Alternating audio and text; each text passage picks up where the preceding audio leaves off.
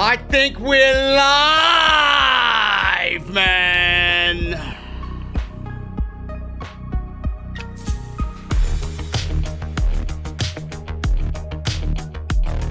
Smackdown wasn't bad tonight, bro. I gotta be brutally honest with you, man. It wasn't that bad this evening. But you know why it wasn't bad, right? WWE doesn't want you to watch when it's actually a decent show. They were on FS1 tonight.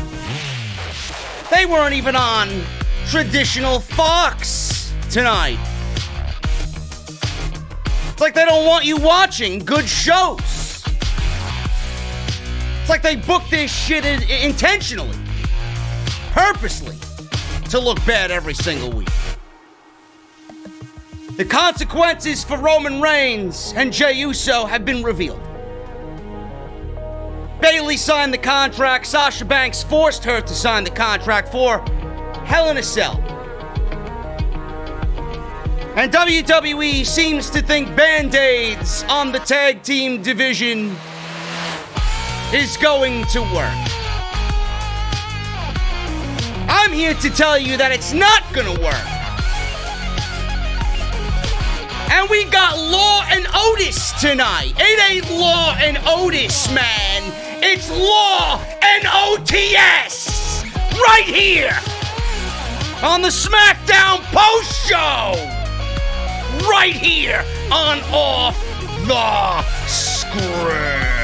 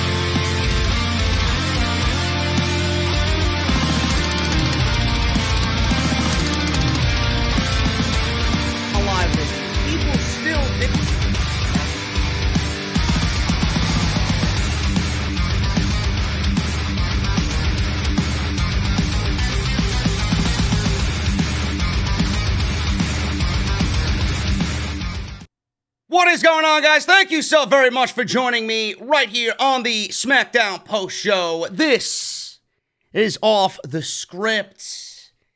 Smackdown was on FS1 tonight, man. Fox Sports 1 due to Game 3 of the World Series, which I do believe the Los Angeles Dodgers are actually winning. Let me check my MLB app. Not that I really give a shit, but Dodgers are winning 6-1 in the bottom of the 6th inning. WWE was moved over to FS1.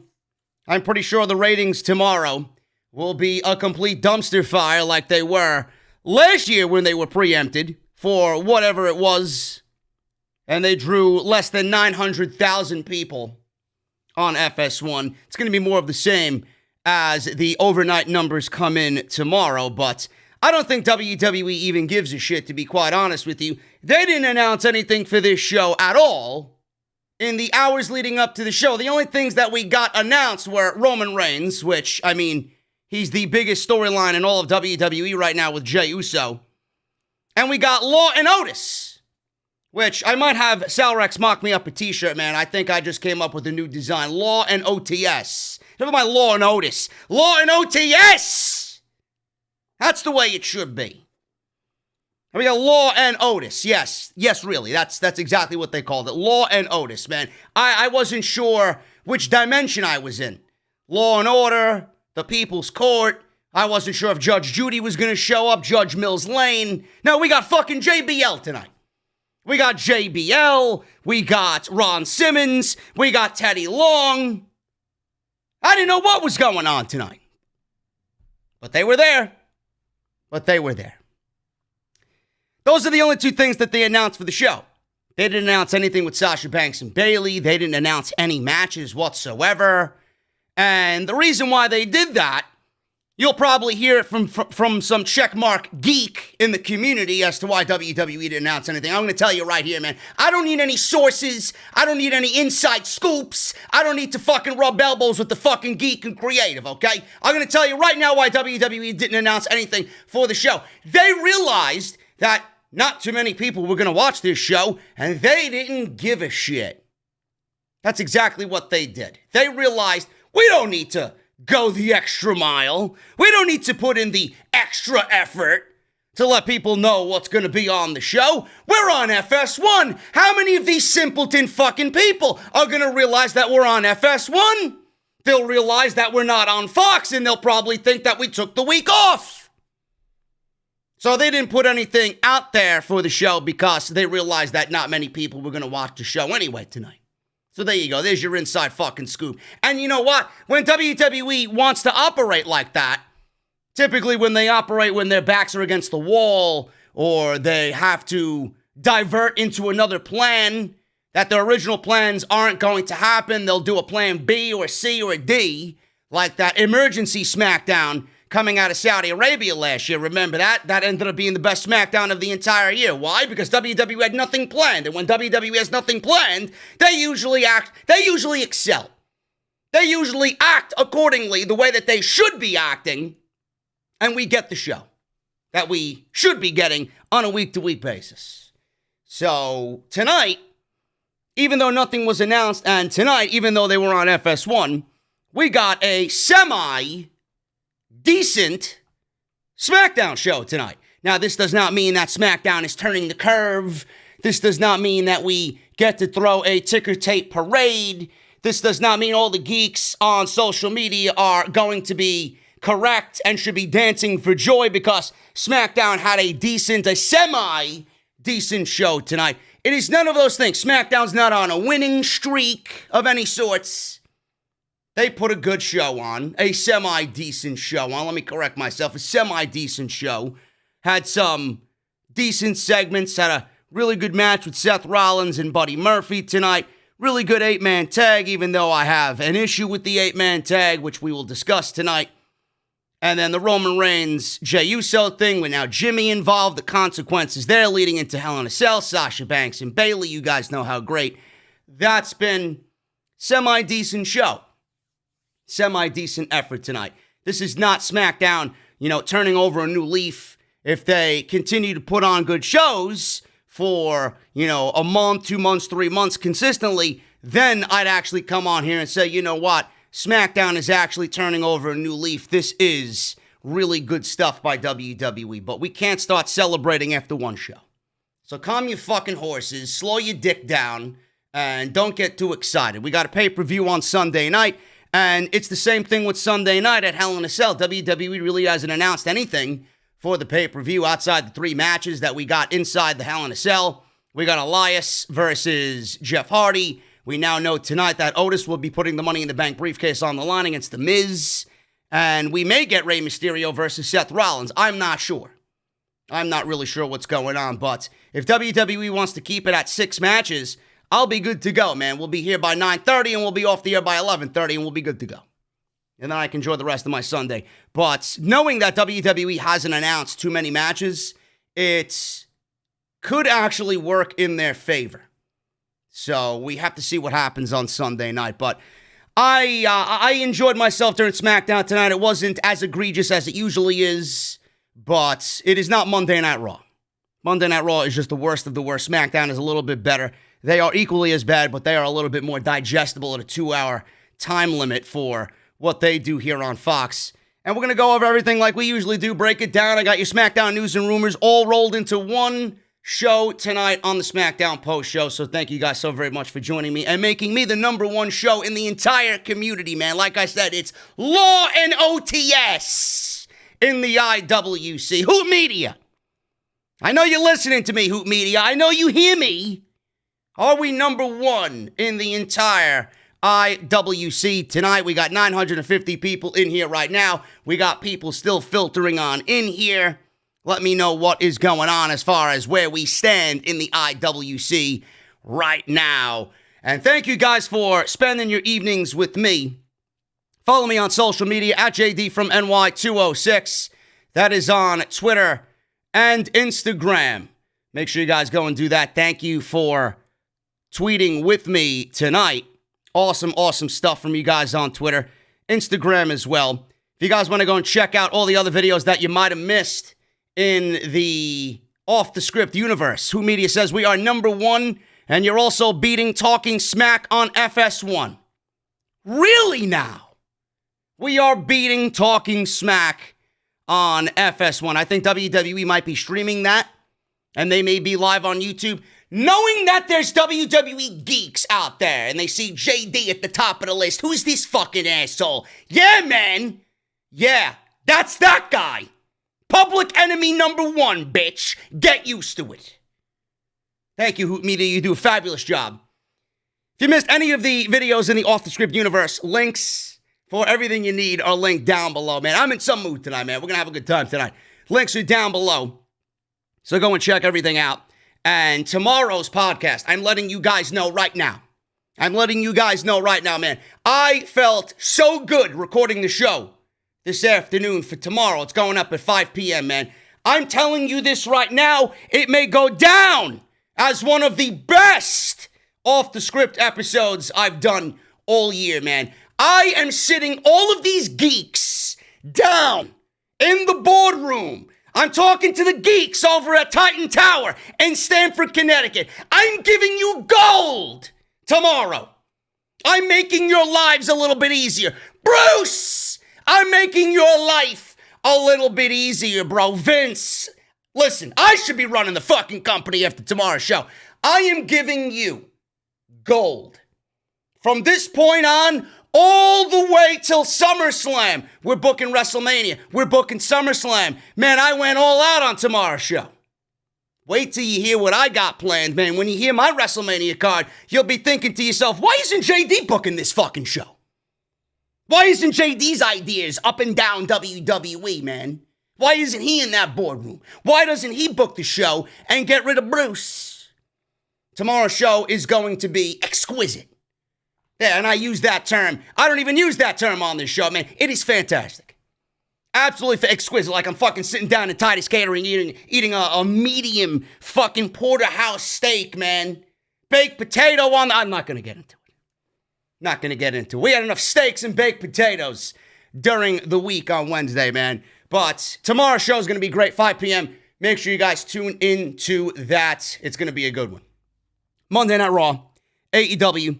Obviously tonight, and then we got some off-the-script extra that we did on Thursday. Go and check that out. Undertaker news. We got Retribution news. We got WWE COVID news. We got Hell in a Cell news. So make sure you guys go and check all of that out, man. Links are down below for all that. Patreon.com/ no, there's not going to be any chair spots tonight. The chair will not be attacking me. I will not be falling over. The chair has been subdued. So, no chair. The chair will not be booked in a match against me. The chair has been taken care of. Patreon.com/ JD from NY206. If you guys want to support, we got some cool stuff coming up on the Patreon in the weeks to come. If you guys want to go and get your masks, mouthmasker.com/ OTS. Go and get your black masks in stock right now on Mouthmasker. Really good stuff there. Go and get your t-shirts, man. Bonfire.com, the exclusive home of JD is NEGAN and the entire Off the Script line currently for 2020. And we got some really cool stuff coming up as well. And tonight's podcast is brought to you by my good friends over at Audible. audibletrial.com/ off the script. 30 days free and one free audio book of your choice. All you guys have to do is sign up. Literally nothing, man. You're watching me and you're getting something for free. So make sure every single one of you sign up and get your free audio book on me. That's audibletrial.com/ off the script. And as always, man, hit that subscribe button down below. Become a part of the JD family. Become a part of the Off the Script elite right here on the channel. And hit that thumbs up. It greatly helps out the video. We got 334 likes right now. Let's try and aim for 1,000. We got over 1,000 in here right now. Let's try and get up to 1,000 in the live stream tonight on the post show for SmackDown. Let's go over the news and rumors first, man, like we usually do. WWE announced no matches for the go-home show tonight. The go-home Hell in a Cell episode for SmackDown, we went over that. Ringside News learned that SmackDown was still being rewritten as of late last night. As of this report from Ringside News, it still wasn't finalized. This was reported as of this morning. So Bruce was still in the process of writing the show, or I should say Vince was still in the process of approving the show. A tenured member of the writing team with very close knowledge of this situation says that there was no matches that were finalized for SmackDown, which is why nothing was even announced leading up to the show. The only two confirmed segments, like I said, were Roman Reigns, Jey Uso, and the consequences for Jey if he loses at Hell in a Cell. And then we got Otis, Law, and Otis with that thing, and The Miz and John Morrison on SmackDown tonight. So I don't know what this means going into Hell in a Cell. WWE seems to be flying by the shit of their pants. So it is not looking good, man, as far as creativity in WWE. And then they walk right into Survivor Series, which a 6-year-old child with no knowledge of the situation could book and make sense of. So they got a free pass for November because Survivor Series pretty much books itself. All they have to come up with is members of each team for Raw versus SmackDown. The champion versus champion matches are pretty self-explanatory. All you got to do is look at who the current champions are right now. So WWE is saving themselves the entire month of November by doing absolutely nothing. So this gives you ample time, Bruce, to get December ready. I don't know what you're waiting for. You should already have time for TLC. You should have plans in motion for TLC in December. We'll be in December before you know it, man. Halloween, Thanksgiving, they'll be flying by. Get December ready, please, okay? You should already be planning what's going on at TLC. Jey Uso. Jey Uso and Roman Reigns. Awesome, awesome stuff again tonight, man. I love the realism and I love the intensity with Jey Uso and Roman Reigns. Paul Heyman is doing an absolutely wonderful job with everything involved here. Jey Uso was interviewed by the Gorilla Position podcast this week, and he was interviewed promoting Sunday's Hell in a Cell pay-per-view where he would challenge Roman Reigns for the Universal Championship. Some of the highlights of this interview are as follows. Jey actually talked about his storyline with Roman Reigns. He says, and I quote, "I never saw me in an angle with my cousin. Nobody saw how good it would get. That's why I'm fighting him in Hell in a Cell again for the Universal Championship. It feels real to me. It's going to feel real to the people." End quote. It feels real now. And especially after the stipulation with the I Quit, and now the consequences with Roman Reigns giving the consequences to Jey Uso tonight, that he and Jimmy will be excommunicated, not only just the Uso brothers, but their wives, their children, and their children's children will be excommunicated from the Anoa'i family forever. They will not be a part of the Samoan dynasty any longer. Unless they lose, and they're humble about losing, and they're very forgiving for everything they've done to Roman, and they admit that he is the tribal chief. I could absolutely see something like that happening. They are being used right now. Roman has given himself a position of power in what this stipulation entails. And now with the consequences, he made it seem like now he is in complete control. Roman knows he's going to win. You and I know Roman's going to win. But how important is family to the Usos? Are they going to lose and swallow their pride? Or are they going to lose and walk away, not giving a shit about their family, their wives, their children, etc., etc.? All they have to do is say, you know what? Us, you're the tribal chief. All is forgiven. Let's move on and let's do this thing. And that's what I think is going to happen. We may be looking at a Roman Empire, a Samoan dynasty form. And this is going to be Jimmy and Jey joining Roman at the end of Hell in a Cell. Or maybe the following SmackDown on Friday. Not necessarily at Hell in a Cell, but we may see something like that happen. And it's been rumored that Roman's going to have a stable behind him on SmackDown.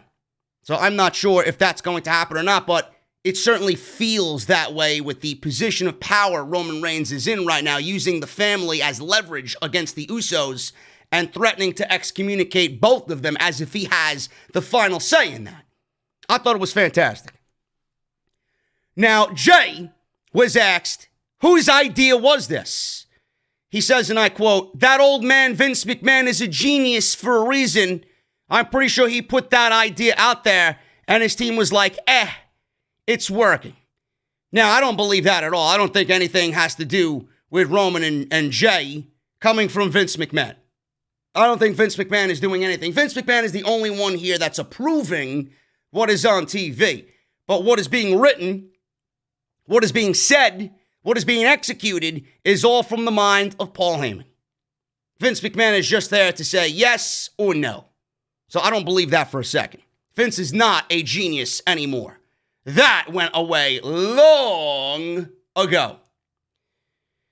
Jey was asked how much of the promos in this angle are written out. This is very important. I wish this luxury was given to the majority of the roster. Listen to this. He says, and I quote, "In terms of what I'm saying and what Roman is saying, not a lot. I'm reacting to what he is saying because they can't write our promos. They can't write how he feels about me and how I feel about him. We got to the level where they trust us and they let us do our thing. It feels good to finally get to that level where they took the chains off of us." How many of those guys on that roster wish they were in that position? Seriously. That is the one thing.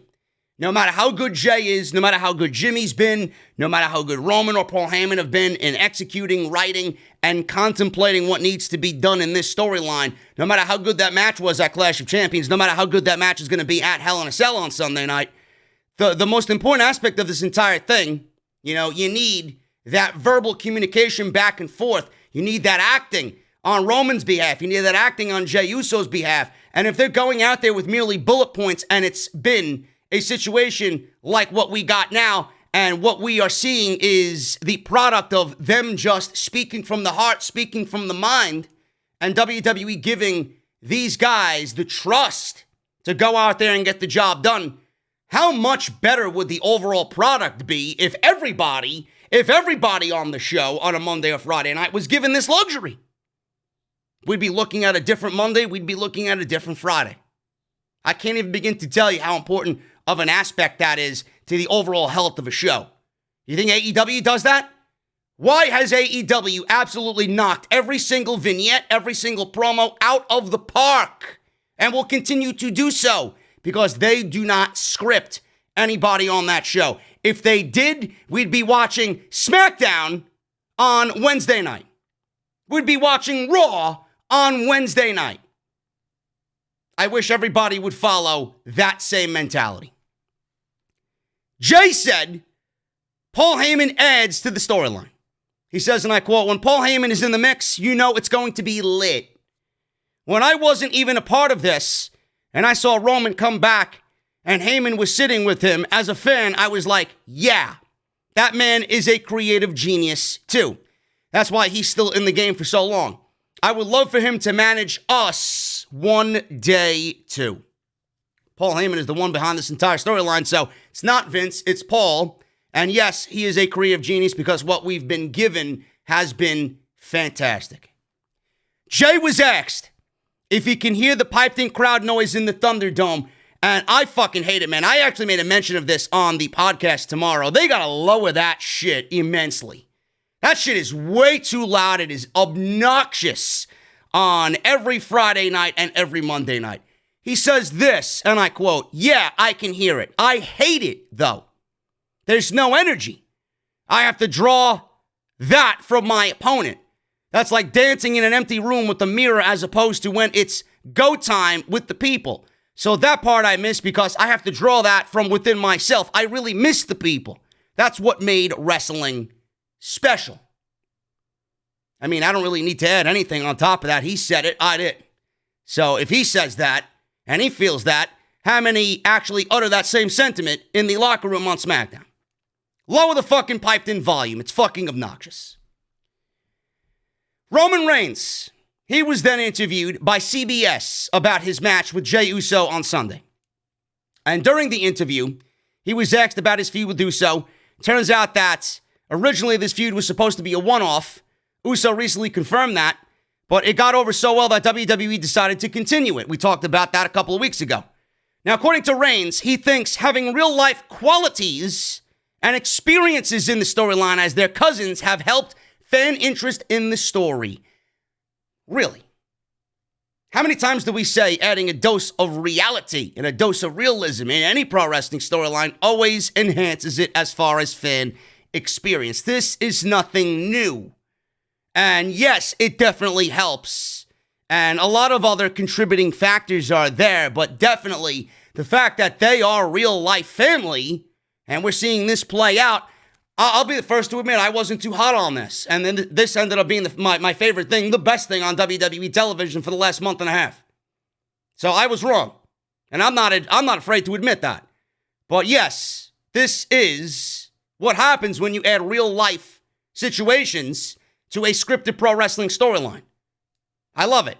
Reigns says this, and I quote, "I've taken these real life qualities and experiences and put them in a storyline. That has been able to connect with our audience in a really cool way because they've seen me grow and they've seen my path and they've seen me operate on this top tier of WWE for a long time.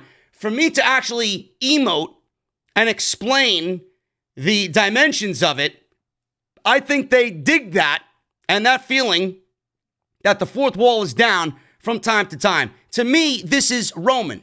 He's not Joe. I'm able to connect to everything I'm doing now way stronger than anything I've done before." Roman gets it. Roman gets it, and he's doing a fantastic job in this role. And I can't wait to see how his character continues to grow because according to what Paul Heyman said and according to what Roman Reigns has stated in the past, we are not in the final phase of this Roman character. We may very well see that at the end of Sunday at Hell in a Cell. So I'm very excited about that.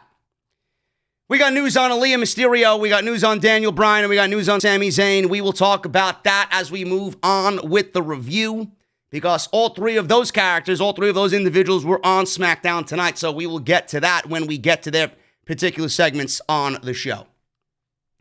Again, thank you guys for so much for joining me tonight. This is the SmackDown post show, as you guys should know. We have, let's check YouTube. We got 1,200 in the chat right now. We got 419 likes. Let's get it up to 500 and we'll work from there, guys. I know there are a couple of geeks in the chat that A, are trolling, and B, you haven't hit the thumbs up. So hit the thumbs up and it helps out the video, man. I can't even begin to stress you. Hoop Media is in the chat. I know Jesse's probably in the chat somewhere. Make sure you guys go and check out Audible, audibletrial.com/off the script. SmackDown. SmackDown opened up with the Kevin Owens show. WWE just doesn't know what to do with good old KO. He is a glorified talk show host, and it really is starting to irk the shit out of me because this guy should be in the upper echelon of baby faces right now on WWE TV. And he's not. Instead of acting like fucking Maury Povich, let's try and get Kevin Owens in a prominent role on SmackDown, being that you just moved him from Raw on Monday to SmackDown on Friday. Kevin Owens was in the ring. We got him interviewing Daniel Bryan. He said, now that everyone is hopefully fulfilled with their contractual obligations and everyone is in the right place, he's happy to settle into his new home on SmackDown. He introduced one of the most technically skilled wrestlers to ever step foot in the ring, the leader of the Yes Movement, Daniel Bryan. Now, KO said that he's glad he mentioned his name last week as an opponent he'd like to face. Bryan said that they always made each other better. I think whoever steps in the ring with Daniel Bryan is always better off for it, but that's just my honest opinion. Kevin Owens asked Bryan what his vision is for SmackDown. Bryan said their superstars now are unparalleled with the best, fresh, young talent in the world. So Bryan knows that they have the best, fresh, young talent in the entire world. What exactly is Bruce doing with that fresh, young, youthful talent on SmackDown and on Raw? Absolutely nothing. Absolutely nothing. They find ways to bury talent, not build up talent and make talent, not that fresh talent, the future of the company. So KO asked Bryan what his vision for SmackDown is, and that's what he said. He mentioned Big E. He mentioned Jey Uso as veterans who have stepped up recently, as well as the young, fresh, new talent. He said, on a personal note, he said he'd like to have a championship defended every week on SmackDown, and he thinks that should be the Intercontinental Championship. I disagree. SmackDown, before you know it, is going to run through so many matches on Friday night that it's going to end up repeating itself. Now, if you book the Intercontinental Championship every single week on SmackDown, that's going to get old. It's not a fucking TV title, okay? Now, if you book the Intercontinental Championship with some meaning and you bring some value and importance to the championship that Sami Zayn is holding, and you build fulfilling storylines and make that title seem important to whomever is challenging for said championship, that's a different story. That's something that Bruce has lost concept of. So Sami Zayn right now is the Intercontinental Championship. I just read a report that Chris Jericho mentioned something about Vince McMahon and what he thinks of the Intercontinental Championship. And Jericho said Vince McMahon told him personally, nobody gives a shit about the Intercontinental Championship. I don't know why he would say that. That just means Vince McMahon doesn't give a shit about the Intercontinental Championship. I think we all give a shit about the Intercontinental Championship. And that title should be presented as the second biggest title in the entire company. Bar none. No questions asked. So I don't think the title should be defended every week. I think it should have a level of importance, though. KO says he's flattered he suggested him for such a role. He said he asked Bryan to come to the KO show because he wanted to talk about championships in general. He wanted to talk about the tag team championships in particular. He said he's accomplished a lot in WWE, but he's never been a tag team champion. So Bryan looked at him and said, yeah, you've betrayed a lot of your friends along the way.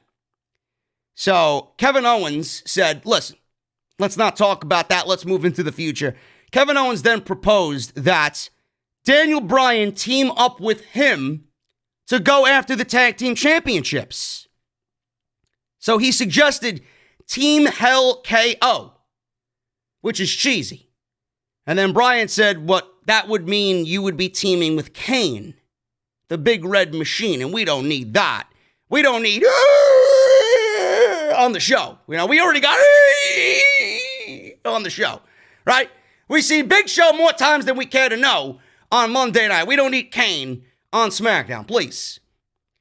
So Team Hell No is almost the same thing as Team Hell KO. That would be like teaming with Kane.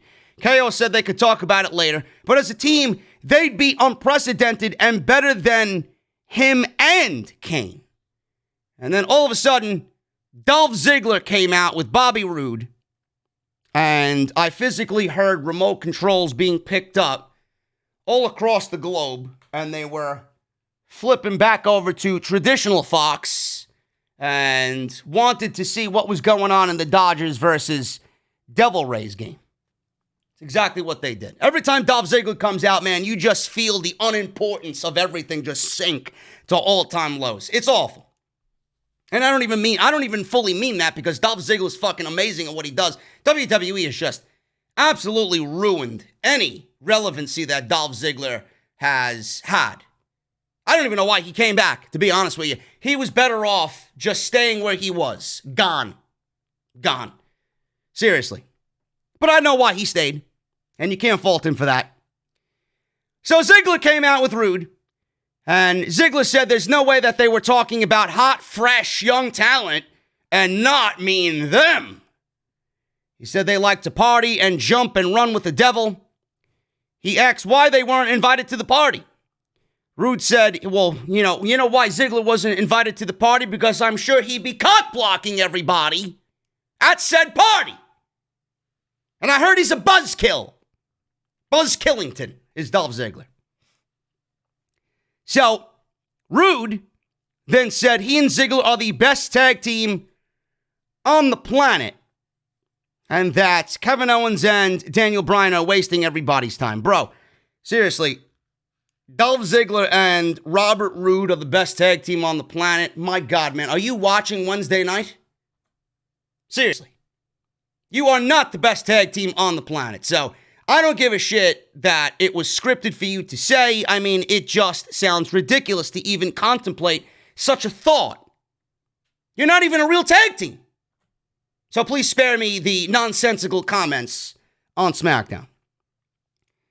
So the Street Profits came out next, and then I got an idea about where this was going. We're going to see all the tag teams on SmackDown come out, and we're going to get one big clusterfuck of an intro to start Friday night.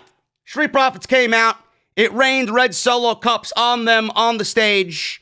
Angelo Dawkins said Ziggler and Roode look like they just stepped out of 1984. I wish I could go back to 1984. I might be 2 years old, but at least none of the trolls in the chat would be existing. You wouldn't even be alive. So we got Ziggler saying, best album ever.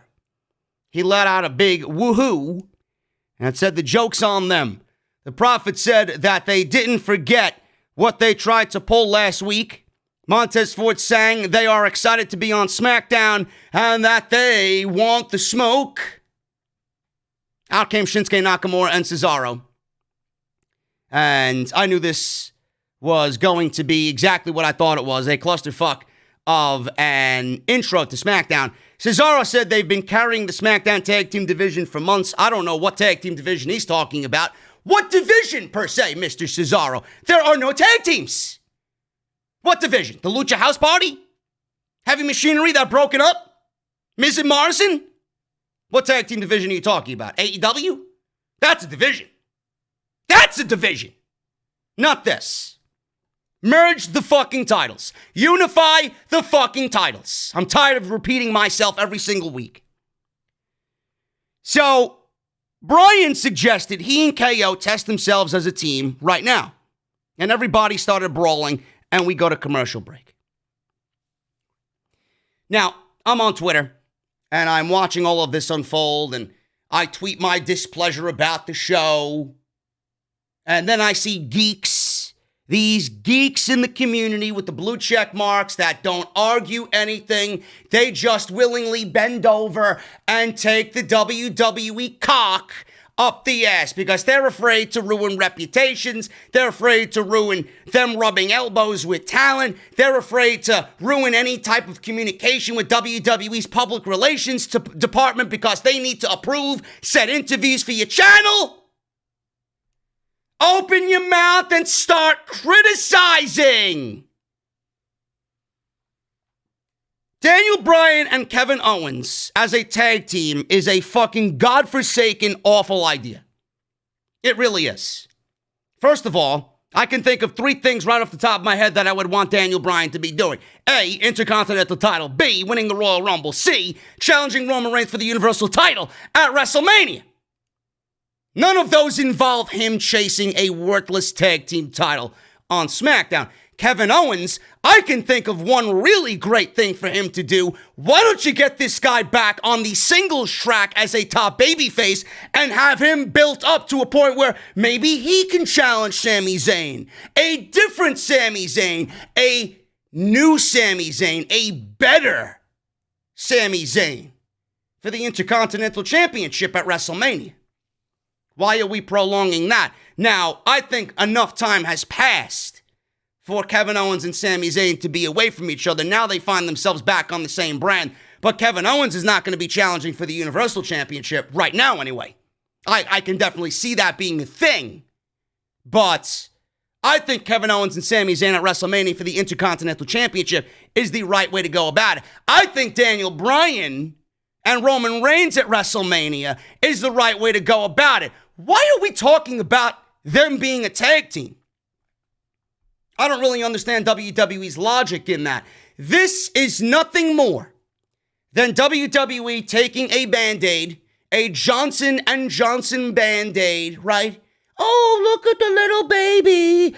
Oh, look at the little baby. He got cut. All right, here you go, sweetheart. Let me put a Band-Aid on it and kiss it all better. It doesn't work that way. Enough. Get your tag team division where it needs to be.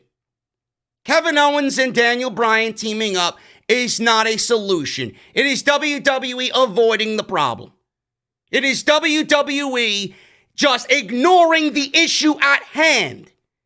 They are ignorant to everybody screaming at them about what to do.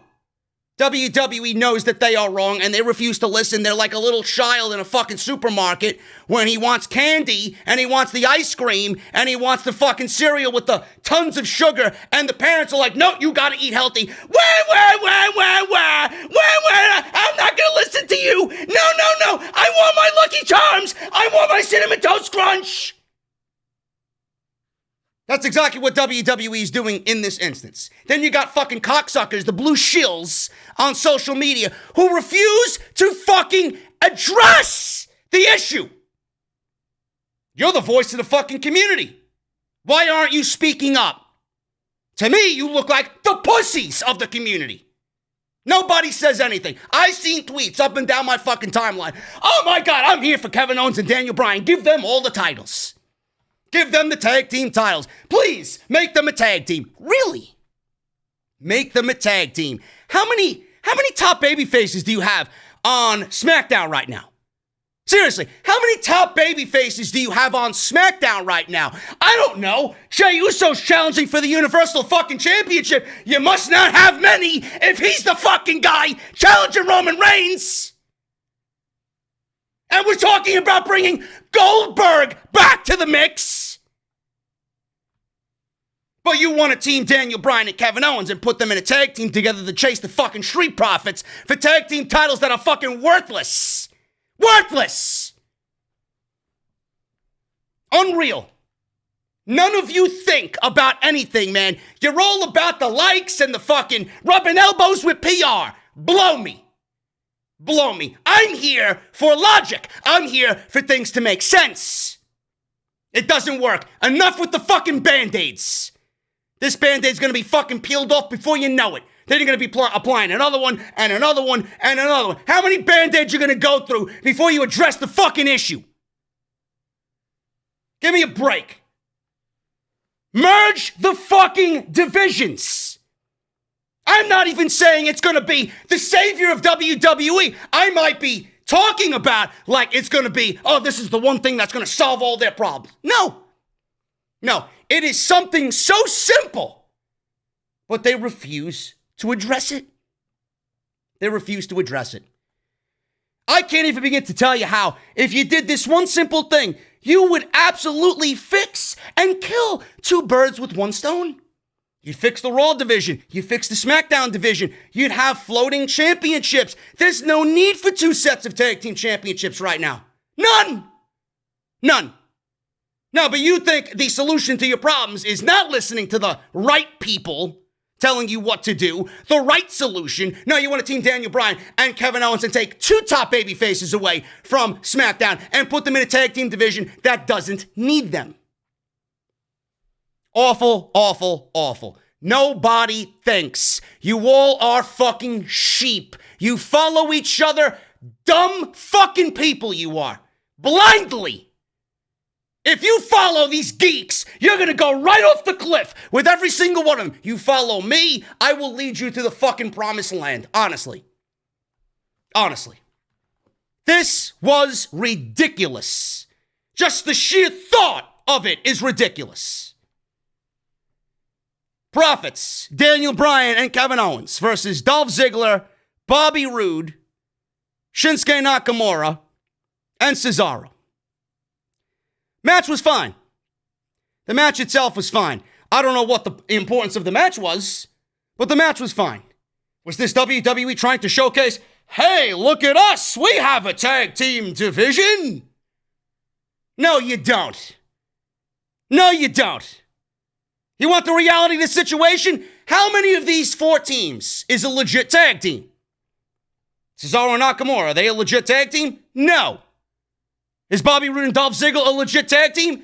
No. Is Kevin Owens and Daniel Bryan a legit tag team? Hell fucking no. That's their new team name. Hell fucking no. No. Team fuck no is their new name. The only real team are the Street Profits. That's it. That's it. So please tell me what you tried to get across by putting this lackluster match together. After a cringe segment where everybody had their piece and then Team B comes out and their theme music goes off, and then Team C comes out and their theme music goes off, and then Team D comes out and their theme music goes off. Then you wonder why SmackDown's not generating any interest. Because it's booked the same shitty formulaic way every single fucking week. So, we got this match. Again, it wasn't bad. There was just nothing about it that I just seemed to give a shit about. Bryan got a hot tag. He ran wild. Hit a big suicide dive on Cesaro. Bryan then injured his knee when he went up into the corner and did his somersault out of the corner. Vintage Daniel Bryan. He came down. He sold it really well. There were people on social media that asked, is Daniel Bryan hurt? Looked like he got hurt. He sold it well. He's a fucking professional. I would think he would sell it really well.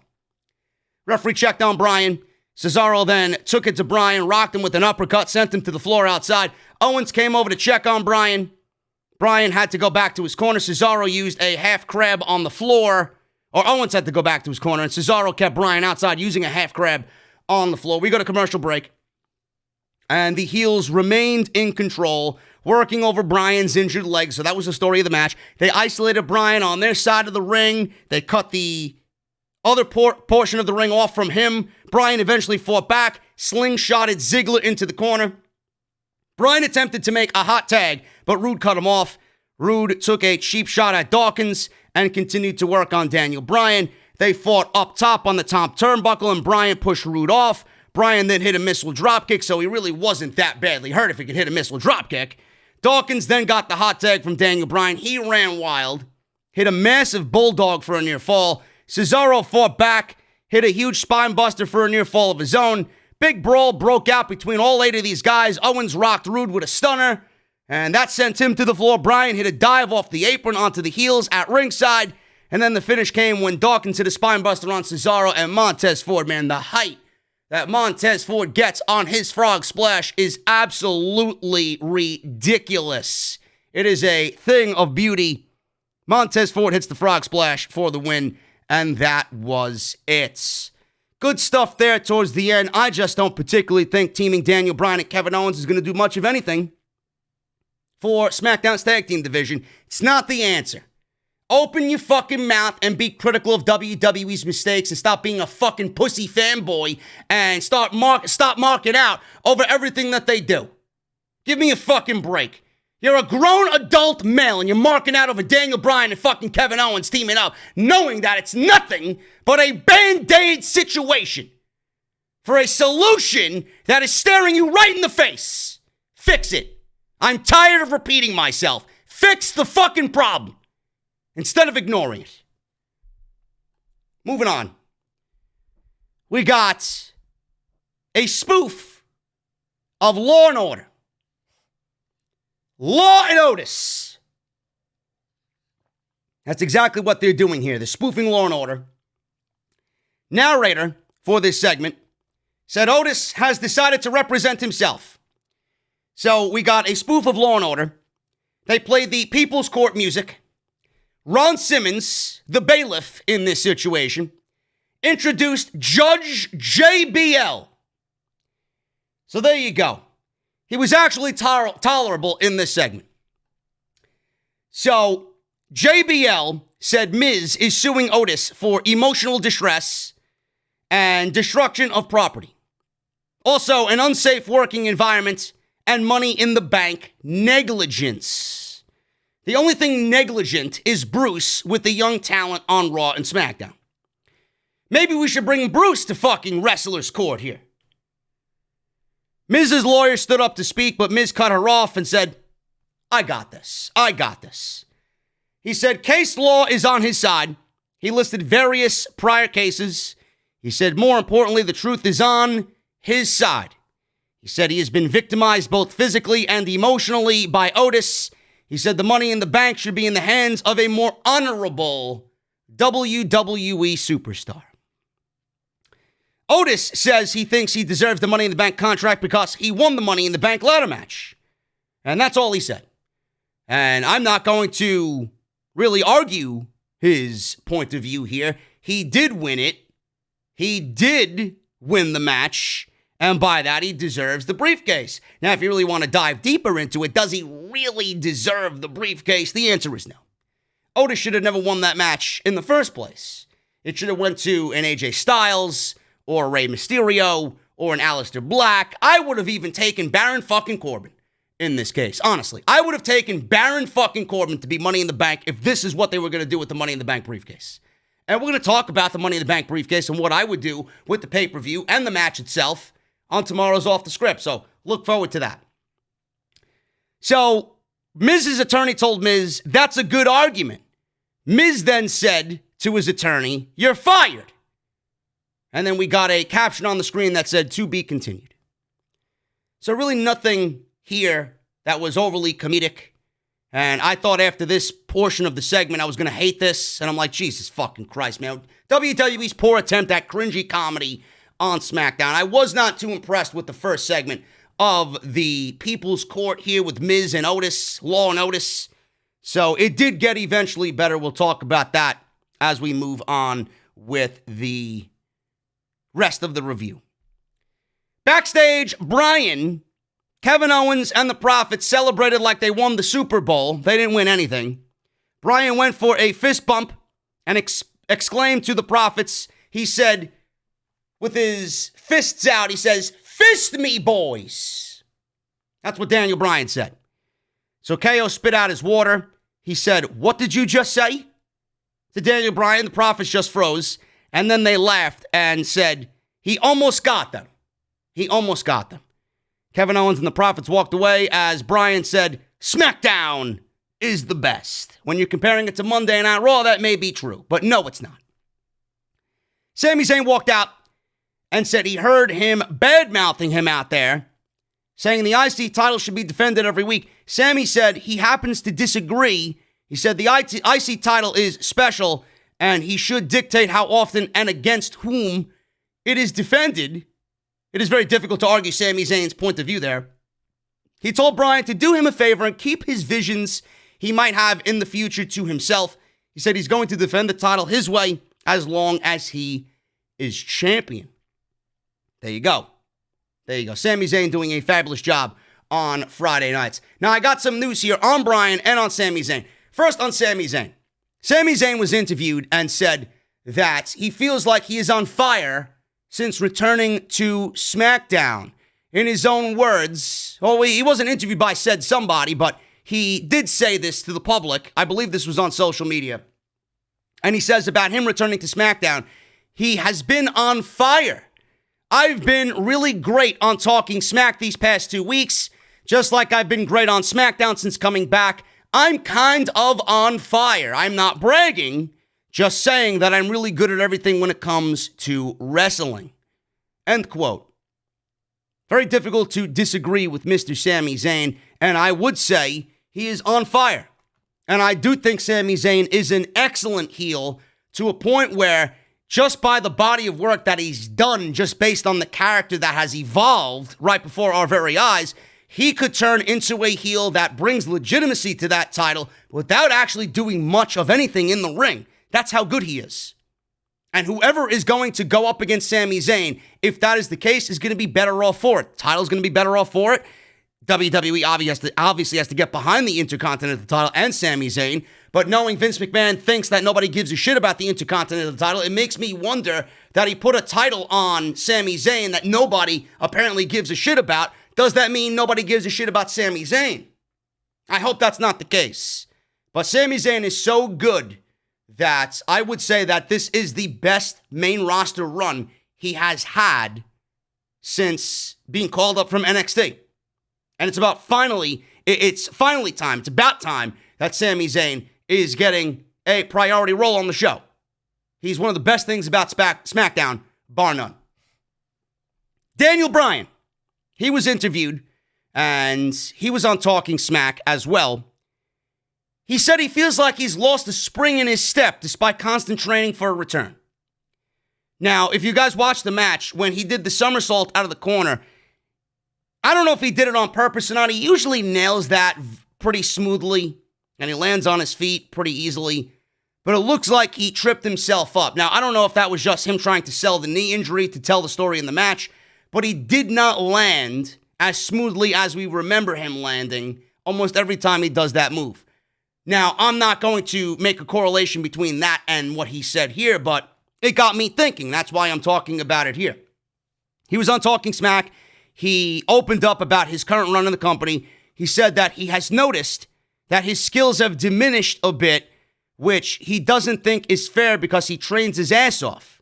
His endurance is still good, but he noticed that he can't jump quite as high near the end of a match. On the other hand, AJ Styles seems to have zero trouble pulling off the same moves that he did a decade ago. He says, and I quote, "I'm at a point in my life right now, in my career, where I just want to test myself against the best performers in WWE, whether that's against people I've not faced yet, or even people I have faced, since we all have evolved. I noticeably have lesser spring in my step as the match goes on, something I realized during my match against AJ Styles. I never had a problem with endurance before, although I still don't get tired, but later in a match, I can't jump as high anymore, and AJ still can. And it's funny because he's older than me. How is that fair? I train my ass off." End quote. I don't think Daniel Bryan was much of a high flyer anyway, to be quite honest with you, especially in the WWE. You know, I don't look at Daniel Bryan as being a high flyer. He might go off the top rope. He might do a missile drop kick. He might go off the top rope, do a flying headbutt. He might do a fucking suicida through the ropes.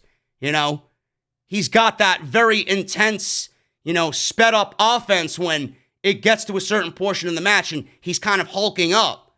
He's getting that adrenaline flowing. He's got some explosive offense, but I never looked at Daniel Bryan as being a Ricochet type guy. I don't want Daniel Bryan to be doing any of that. I don't expect Daniel Bryan to be doing any of that. The more you do that, the more at risk you're going to be with the situation that you had that kept you out for 4 years. We don't want Daniel Bryan doing any of that stuff. I think Daniel Bryan right now should be contemplating, and he should be very happy with the body of work that he's had since he's returned in WWE. I mean, we're talking about Daniel Bryan versus AJ Styles this year alone. That could be match of the year for WWE all year in the finals of the IC title tournament. Bryan doesn't need to do too much. We know how great he is. It's about telling the story in the ring. It's about what he does as far as telling the story, body language, facial expressions. We know how great he could be. And with his prior injury, we don't want him taking any more high risks, or additional high risks than he has to. So I don't know what he's talking about. It might just be a mental thing for himself, that he wants to try and push himself and challenge himself, but he doesn't need to. He doesn't need to prove anything to anybody. We love him just like he is right now. And I hope that he has a long, just fruitful career from this point on. I don't want him to struggle or find himself injured again. He's too valuable to the show, and he's one of the best parts about SmackDown. Every time he's on, everything just feels that much more important. And I hope that they give him a big-time role at WrestleMania because it sells itself. I'm going to be pushing it. Roman versus Bryan at WrestleMania. I don't think Roman versus Brock is a good idea. I don't think Roman versus Goldberg is a good idea. I don't think Roman versus Big E is a good idea. I don't think, right now anyway, which I'll talk about tomorrow. I think Roman versus Big E is best saved for SummerSlam. I don't think Roman versus Dwayne, The Rock, is happening. I just don't see it happening. It makes all the sense in the world for it to happen based on the storyline right now, but I don't think it's happening. The next best thing is Daniel Bryan. Daniel Bryan is so over that if he goes into WrestleMania against Roman and loses, it's only going to enhance Roman. And when has Daniel Bryan ever been selfish about enhancing somebody else? The Yes Movement versus the Roman Empire? The reason why Roman has been vilified for the last 6 years was because of Daniel Bryan. It all started with Daniel Bryan. That's the story. Roman could never be accepted by the people because of what Daniel Bryan started. That's the story. I don't want to jump ahead. I don't want to talk about what I'm going to talk about tomorrow, but I'm going to be pushing for that. I really am. I don't give a shit what you guys think in the chat. You might want Big E. I don't think Big E is ready for that. I think it's best to think about SummerSlam for Big E versus Roman. That's what I think is the best case scenario. I don't think Roman is going to lose that title anytime soon. At all. Bianca Belair. She went one-on-one with Zelina Vega. This went 3 minutes. Vega got way too much offense in this for 3 minutes. I don't know what she did. She was sliding. What did she do? She got some offense here. But Belair pretty much pressed Vega above her head, walked around the ring, dropped her head first over the top turnbuckle. She then gave Vega the kiss of death, the KOD, for the win. Shout out to Bianca for her great ring attire tonight. Very Smackdown-esque. I know that was a big thing on social media. Bianca Belair wins in 3 minutes. I'm finally happy to know that Bianca Belair is actually getting a push. They did another vignette with her before the match. She's come out, and she's won a match now, even though it was against Zelina Vega, which we've seen on Monday Night Raw. Back to catering you go, Miss Vega. Goodbye. You don't stand the chance in this women's division, nor do you deserve one. Seriously. You will factor into nothing on this show. Go back and manage Andrade. That's where you need to be. Bianca Belair. It's going to be a situation where we are talking about Bianca and the SmackDown Women's Championship. That is already happening. That is already happening. And it's going to be happening sooner rather than later. Now, we don't know who the SmackDown Women's Champion is going to be after Sunday. It could very well be Sasha Banks. It could be Bayley. In fact, I advocate for it to be Bayley. Really. Bayley didn't want to sign the contract. And I'll talk about that a little bit later. Bayley didn't want to sign the contract. She forcefully signed the contract because Sasha made her sign the contract. But Bayley, I hope there's something that Bayley does while we get into Sunday. She adds a nice little stipulation to that contract. And this could tie up very nicely into making all of this make sense at the end of it. If Sasha wins, I don't want to see another Bayley match. Because this match ends at Hell in a Cell. This feud, I should say, ends at Hell in a Cell. I don't want to see additional matches between these two when the structure that you put these women in calls for the feud to be over. If you want this feud to continue, Bayley needs to win. And we'll talk about that a little later. Belair wins in 3 minutes. Good to see Bianca finally on TV. They were in the ring with Kayla Braxton and Chad Gable. She asked for his thoughts about facing the Freak, Lars Sullivan. Chad Gable says he can't get drafted on Raw. He can't get drafted on SmackDown. What are we even doing here? He said. It's blatant disrespect. He said he called out the big man to prove that he belongs here. So we got the Freak, Lars Sullivan. I counted 7 Freak references just based on Michael Cole and Corey Graves alone. That's a lot less than 23 last week. So progress is being made. I did not count the times that they said freak accident at all. 7 times they mentioned him as the Freak, Lars Sullivan.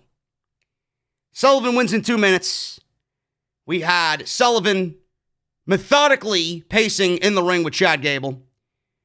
Until Chad Gable gave him an eye gouge. Sullivan was rocked a little bit, blinded, sidestepped. Chad Gable did Sullivan, threw him hard into the corner.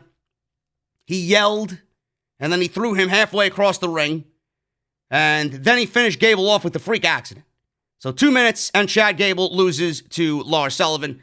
At the end of the match, Kayla asked, I was going to say Shorty G, Chad Gable. Kayla asked Chad Gable how he feels. He gasped, he coughed, he leaned over into the microphone over the bottom rope and said those 2 glorious words, which I'm sure a lot of people in WWE would love to utter and really walk out. He says, I quit. I quit. So we got Chad Gable on SmackDown, and we got Austin Theory on NXT. If you guys watched NXT Austin Theory also said he quit NXT. So we got two I quit angles on WWE TV, one on SmackDown and one on NXT. Maybe they could join forces. Maybe they can join forces and be called the WWE Quitters. The Quitters. And become a new tag team on SmackDown, being that they need new tag teams on SmackDown. Chad Gable and Austin Theory. I don't know. We got an interview with Seth Rollins backstage. Elise Ashton asked Rollins about facing his former disciple Murphy. He said he asked for this match because Murphy is confused and his emotions are pulling him in different directions. He said the greater good is all of them. We all have a role to play, and Murphy needs to play his. He said he is a savior and Murphy is a walk behinder. Oh, just like you walk behind everybody that you talk about on the podcast that you're on, right? You're walking behind the fans, criticizing everybody because you refuse to be in the wrong about everything, Mr. Rollins. So if anybody knows about being a walk behinder, it's you. It's you. He says there's no shame in that. He said tonight he'll define Murphy's role for him, and that sounds like a lot of fun to him. So then they cut to Roman Reigns sitting in front of 2 plates of Titus catering. Apparently Titus had some fresh fruit out on the table for Roman, a nice sparkling water with lemon, and a cheese board with some bread that looked absolutely fantastic. So Titus spares no expense for Mr. Roman Reigns, the tribal chief of SmackDown. Backstage, Chad Gable was getting his shoulder iced. Pierce came in to, and by the way, Roman Reigns was just sitting there, just waiting for his promo time at the end of the show. So he was obviously indulging in whatever fine treats Titus had gotten him. Chad Gable then was shown icing his shoulder. Pierce came in, Adam Pierce, the commissioner of both Raw and SmackDown, unofficially. Pierce came in to check on Chad Gable and asked him to clarify why he quit. He says, I quit being Shorty G. He says he's done being a character who talks about accepting who he is and who he needs to be. He said he doesn't accept this Shorty G crap. He said he won't be smiling and he won't be a punching bag. He won't be a happy-go-lucky public service announcement. What a joke, he said. It's about fucking time. Who are we kidding? He says Shorty G can't accept who he is and achieve anything he wants. He said one kind of person can achieve anything, a man with a list of achievements so big, it has to be seen to be believed. And trust me, Pierce, it's long, he says. He held his hands around 20 inches apart. It's Gable. Chad Gable. So Shorty G is dead. Shorty G got retribution treatment on SmackDown. Good. Good. I don't know how you could fuck this guy up. I really don't know how you could fuck Chad Gable up. I mean, I would like to think WWE has a plan for Chad Gable, clearly.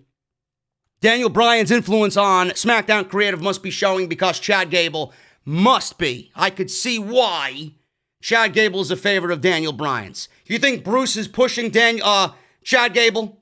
You think Bruce Pritchard is pushing Chad Gable? I doubt Bruce even realized Chad Gable was on the brand. You think Vince McMahon is pushing Chad Gable? Of course not. You don't give a fuck about Chad Gable. I'll tell you who is pushing Chad Gable. It's Daniel Bryan. Daniel Bryan's on the SmackDown creative team. Daniel Bryan trusts Chad Gable. Daniel Bryan wants more Chad Gable on TV. I want more Chad Gable on TV. Now, he said he quits. I don't know if this is going to result in anything really for Chad Gable. He might be better off actually quitting and going to AEW, to be quite honest with you. But I want to think that there's some sort of plan for Chad Gable. And the fact that they shed this Shorty G name, it certainly looks like there's something at least in place for Mr. Gable. Now, with Chad Gable, I don't know why it is so difficult for these geeks in WWE Creative to get it right. I mean, he is an overcoming underdog babyface. I mean, look at the work he did in the King of the Ring with Baron Corbin. He made that King of the Ring tournament with Baron Corbin. They had a great final. And when have you ever said Baron Corbin had a great match? When have you ever heard me say anything great about Baron Corbin? Never. That was all Chad Gable. That was Baron Corbin's best match on WWE television. That match. I don't know why it's so difficult to book Chad Gable. Just look at that as a foundation for how to book Chad Gable. He made that entire fucking tournament. You gotta do something more. I'm tired of seeing guys like this wasted. Build him up. Use him. Give him an opportunity. Let him get over. Leave it up to the fans to decide on Chad Gable. Don't write him off because he's Shorty G. Don't write him off because he's got no charisma or can't cut a promo. That will come. Get him in the ring and let him do what brought him to the dance. He is an Olympic athlete. Show me. Don't put him in catering and hide that from any one of us. Put him in the ring and let him go. Very simple. Hour two. Before we get into hour two, quickly, guys, audibletrial.com/offthescript. Make sure you guys go and get your free audiobook, 30 days of their service and one free audiobook. You got over 200,000 choices to choose from, a lot of which are wrestling related.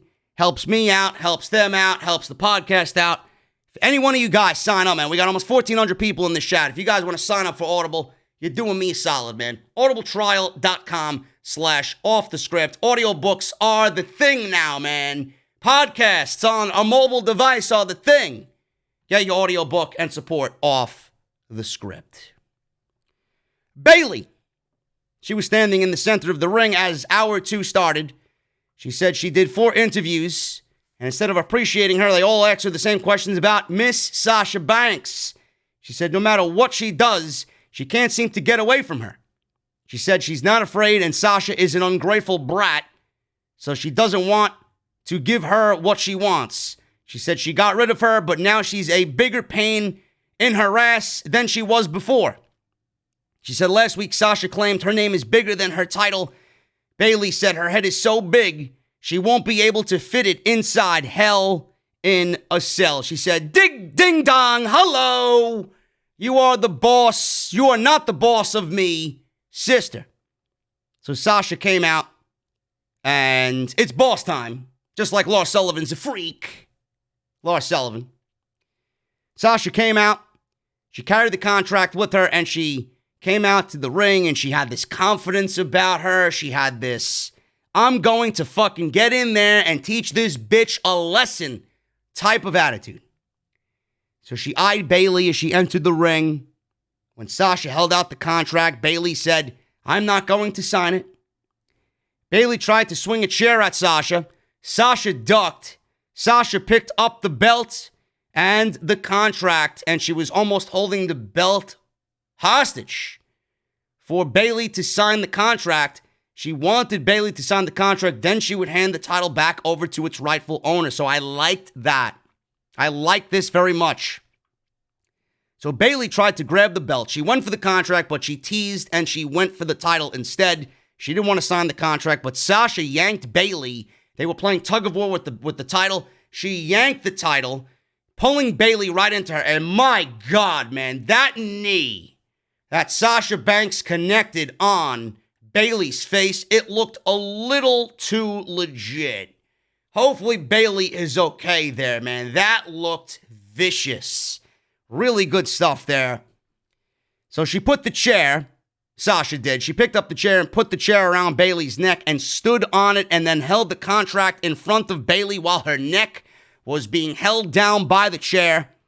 Bayley kicked her off, and then Sasha then opened up the chair and bent Bayley backwards while her head was still in the chair. Bayley signed it. Sasha let go. Michael Cole said it's now official and it will happen on Sunday. Sasha told Bayley she will take her title on Sunday and finish what you started. Now, it's great to see Sasha get aggressive. It's great to see Sasha with that intensity, taking that into Hell in a Cell. If I could add to this storyline. There's got to be a reason why Bayley didn't want to sign the contract in the week leading up till tonight.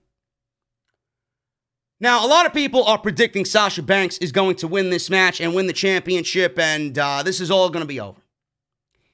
Now, I mentioned on Twitter with Bianca Belair finally getting some TV time on SmackDown that it is going to be very difficult to come to WrestleMania season if Sasha Banks is the champion. Bianca Belair and Sasha Banks is absolutely a shoo-in to win a shoo-in to get that championship match to happen at WrestleMania.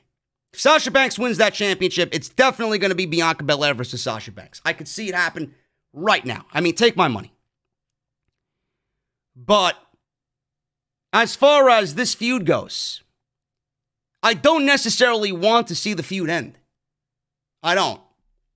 There's got to be a reason why Bayley didn't want to sign the contract. Because she knew the contract was for a match inside Hell in a Cell. Bayley's a heel. Bayley's not going to willingly sign a contract without doing something nefarious. What if Sasha Banks has the contract? She signed it last week. We went all week without Bayley signing the contract. Bayley looked at the contract, obviously, but she had added a additional stipulation to the contract without Sasha Banks knowing.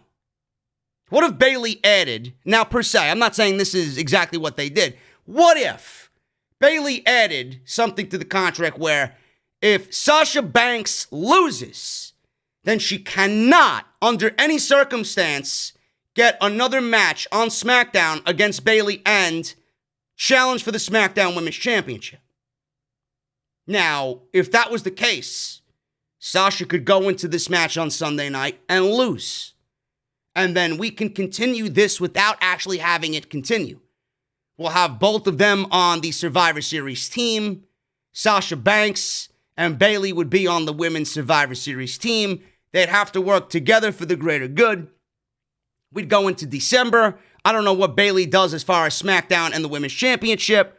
But then we get to January. And then you can pick it up all over again.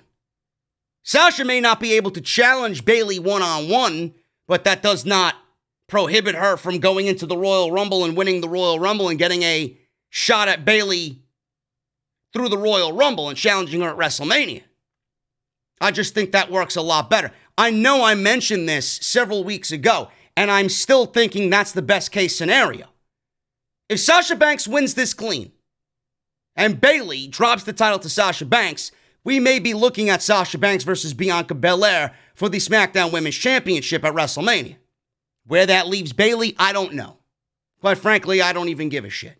But you're not going to leave Bayley off the WrestleMania card. I think I accidentally did that in my podcast tomorrow because I was just thinking with what I have as far as what I think is going to happen on Sunday night with WWE inside Hell in a Cell. I think that's the best course of action. Bayley needs to have a stipulation in that contract where Sasha cannot challenge for the title under any circumstances. She wins the Royal Rumble, we get this happen at WrestleMania, and she wins the title then. Then you do Bianca versus Sasha Banks at SummerSlam.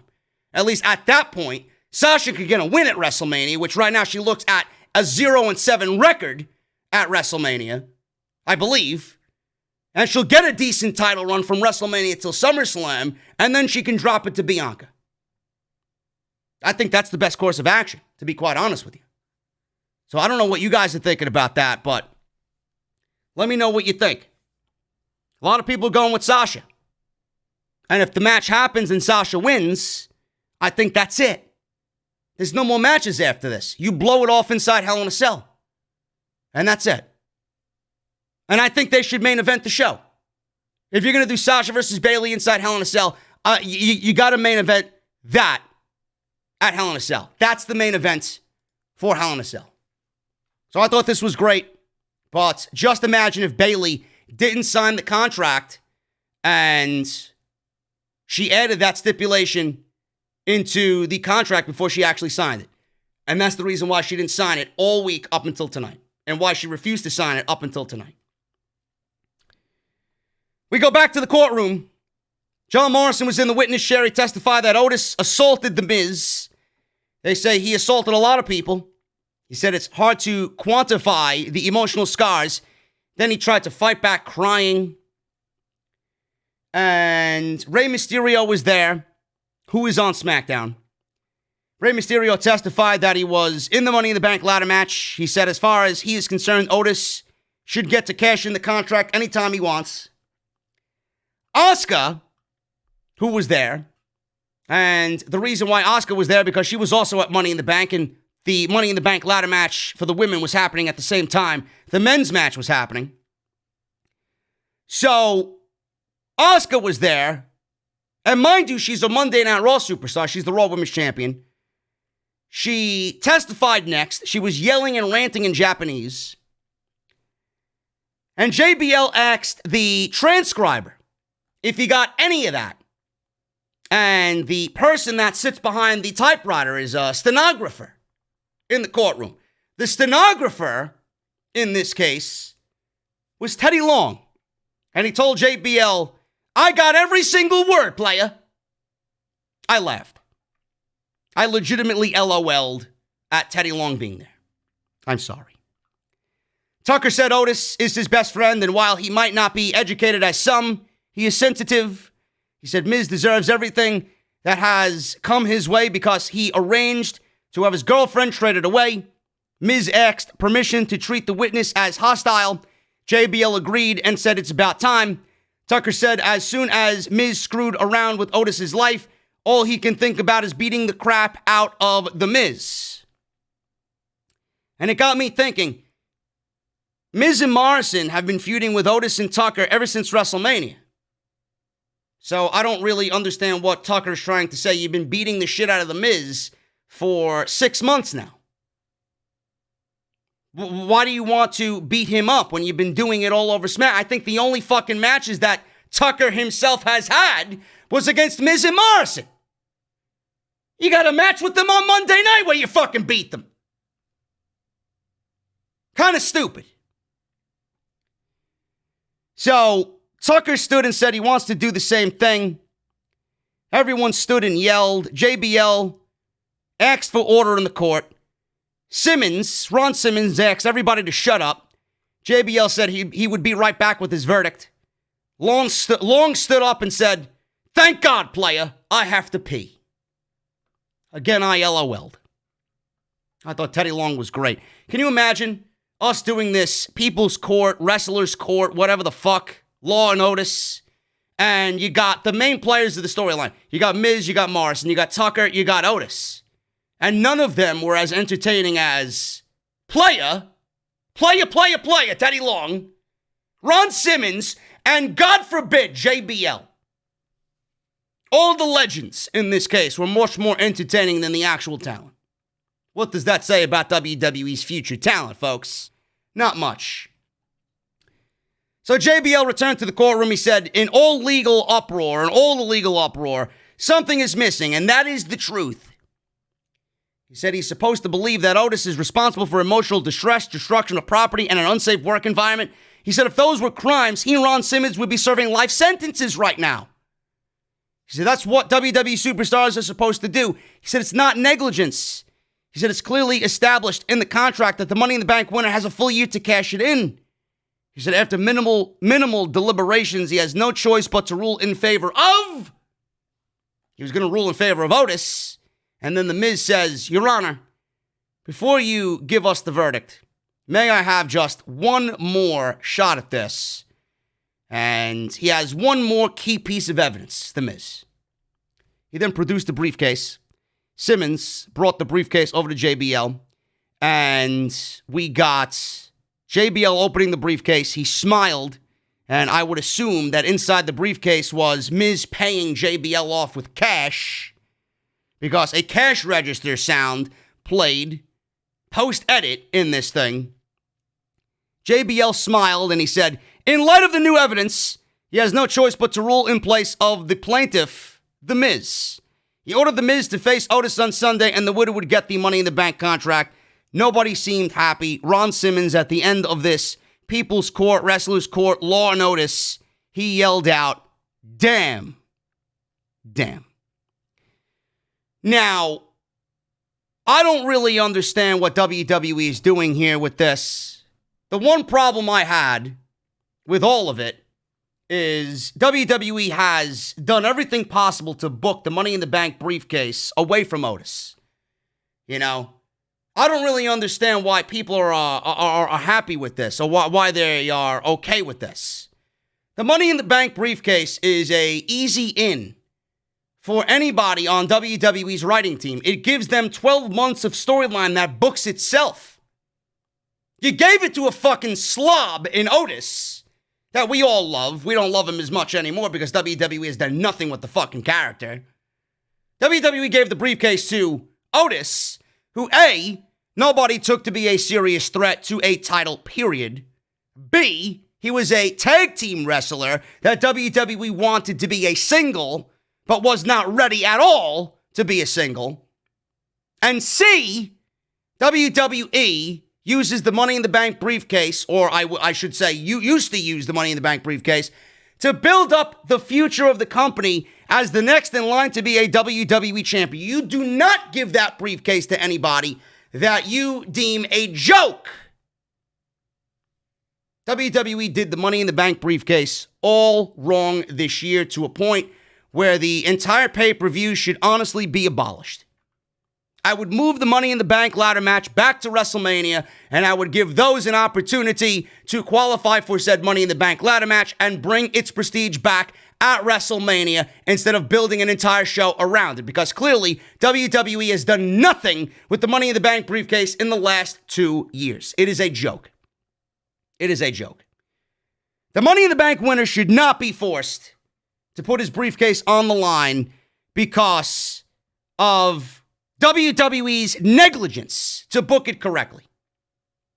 You are doing the entire concept one disrespectful fucking disservice. And it's disgusting. It really is.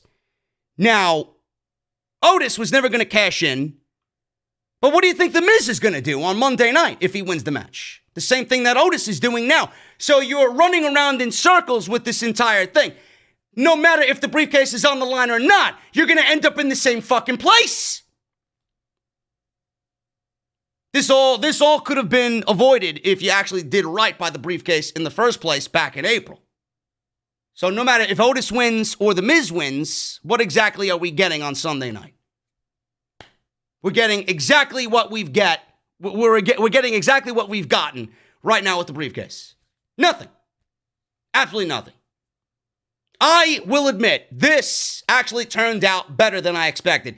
This was a lot better than I had ever anticipated. I went into this JBL, Ron Simmons, Teddy Long fucking court thing with all parties involved here. I thought this was going to be cringe-like television. It actually ended up being semi-entertaining. Nothing to do with Otis or Tucker or The Miz or John Morrison. It was all Teddy Long, Ron Simmons, and JBL. But it was entertaining, and it wasn't as bad. It wasn't as egregious as I thought it was going to be. But the Money in the Bank winner should not be forced to put the briefcase on the line because WWE has ruined the fucking concept. It defeats the purpose of the Money in the Bank. Do better. Moving on here. Seth Rollins versus Buddy Murphy. I cannot wait for this storyline to be over, man. This was a very good match, which is something you would expect between Seth Rollins and Buddy Murphy. But, my God, man, I cannot wait for it to be over. They need to move on to new feuds. Rollins needs to go away and go be with his wife. And Buddy Murphy needs to be somewhere where WWE is building him up. So, they showed Aaliyah Mysterio watching the match backstage. And they started with some back and forth mat wrestling here. Rollins took Murphy down with a side headlock. Murphy teased a dive, but Rollins tried to avoid it. Murphy changed course, slid over Rollins, and then gave Rollins a huge back body drop onto the announce table outside. We go to commercial break. Murphy attempted a tornado DDT, but Rollins put him on the apron. Murphy tried to climb the corner. Rollins cut him off. Ray and Dominic were approaching Aaliyah backstage. She was watching the match all by herself in the back. They tried to get her to stop watching and leave, but she refused. She says, "I'm a grown woman. I can do whatever I want." Rollins then taking it to Murphy, working a methodical pace. Murphy fought back eventually, hit a dropkick off the middle turnbuckle. Murphy ran wild on Rollins, sent him to the floor, then hit a huge senton to the floor, but barely hit Rollins. Got him on the shoulder, but barely did anything to connect. He injured himself more on that dive than he did Rollins. Murphy then hit a Meteora. He then landed on his shoulder. Murphy scored a near fall, but he injured his shoulder. So he rolled to the floor. He tried to pop his shoulder back in. Rollins took advantage, hit a suicide dive, which looked very good. Followed up with a springboard knee for a close near fall. Rollins continued to work over Murphy's arm. Then they went back to the Mysterio family in the back. They did a close-up of Aaliyah, who was upset about Murphy's injured shoulder. Murphy hit a super kick in the corner, attempted a running power bomb, but his shoulder gave out. That was the story here. Rollins then recovered, hit a buckle bomb on Murphy. Rollins attempted the curb stomp, but Murphy countered with a drop kick. Murphy's shoulder gave out again when he went for Murphy's Law. Rollins regained control. Rollins screamed in Murphy's face. Murphy rolled up Rollins for a near fall. Rollins fought back and hit a broken arrow for a close near fall. Or Falcon's arrow, broken arrow, whatever. Rollins attempted the stomp. Murphy fought back. Murphy lifted Rollins. Shoulder gave out again. Rollins slammed Murphy down, but the shoulder was too injured, and he eventually hit the curb stomp for the win. The curb stomp on Buddy Murphy was fucking great. Sold the shit out of it. So Seth Rollins wins 1-2-3 over Buddy Murphy. Now, after the match, this went 18 minutes. I don't know why this wasn't on the Sunday's pay-per-view card. I don't know. Really good match between these guys. Obviously, both of them are great workers. So Seth, after the match, took out a kendo stick. Aaliyah begged Ray and Dominic to go help him. They wouldn't. She said, I'm going to go out there then myself. So Seth was stalking Murphy. Aaliyah walked to ringside. Seth asked, little girl, what are you doing here? So he then began whacking Murphy with the kendo stick. She entered the ring to cover Murphy and protect him. Dominic ran down. He ran into the ring and said, this is none of our business. Let's get out of here. Then Seth from behind attacked Dominic. Like nobody knew that was going to happen. So then all of a sudden, Ray's music hit. I don't get why he needed his theme music to play in that instance. Oh my God, my family's in trouble. Let me cue Rey Mysterio's fucking theme music. So ridiculous. So Ray's music plays. He ran out with a steel chair. Seth bailed out of the ring, ran away. Ray was angry with Aaliyah. He helped Dominic up. And Ray and Dominic got into an argument back and forth. Aaliyah checked on Murphy. She was hugging Murphy, standing by Murphy. Murphy seemed to glance over at Rey Mysterio like, ha ha, bitch, I got your daughter now. Now what? And that was it. I don't know what they're doing here. I really don't. Maybe we get Rollins versus Ray and we end this at Hell in a Cell. I don't know, man. Just end the fucking storyline and move the fuck on from all of this. Great match. Great match. There's been great matches in this feud. It's just gone on for far too long. Get Rollins away. Concentrate on Murphy now.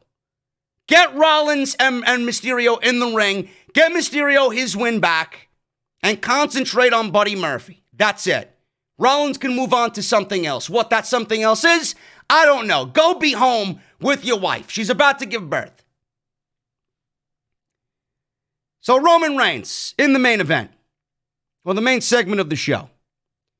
A man knocked on Roman Reigns' door. Heyman came out and acted annoyed by this geek.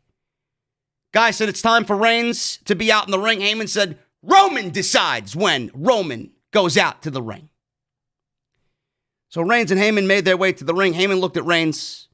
Reigns was staring straight ahead into the hard camera. So before he said anything, Uso was on the screen. I say Uso because we didn't know which Uso it was.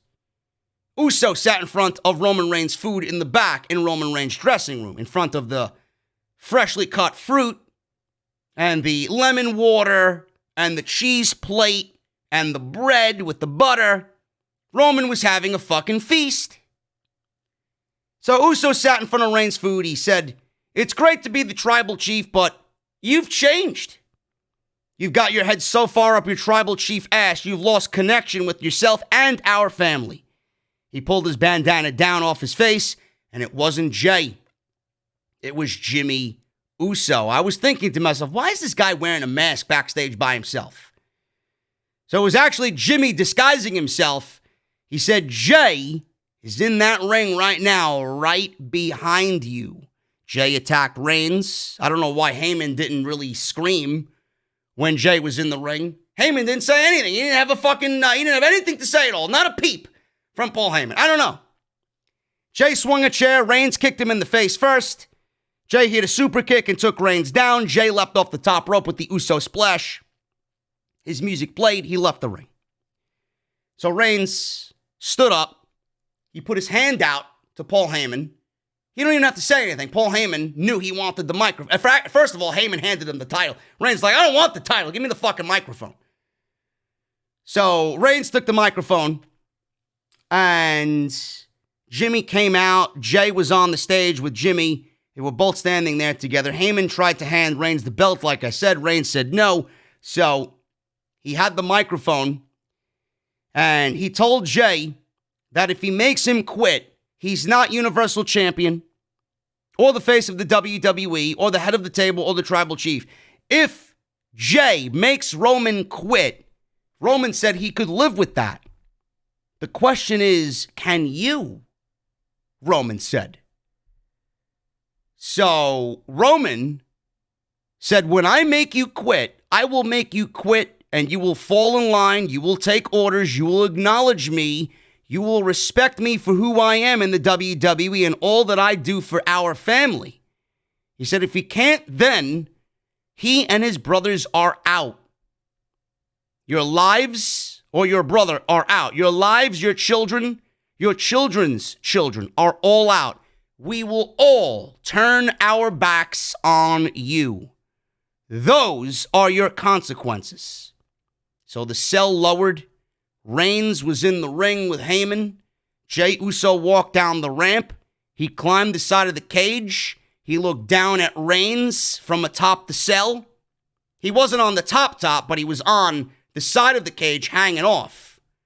And he looked down at Reigns, and Reigns held up the Universal Championship while they were both staring at each other, and the show went off the air. Cole said Sunday is more about the title, is about more than just the title. It's about the bloodline and the family dominance.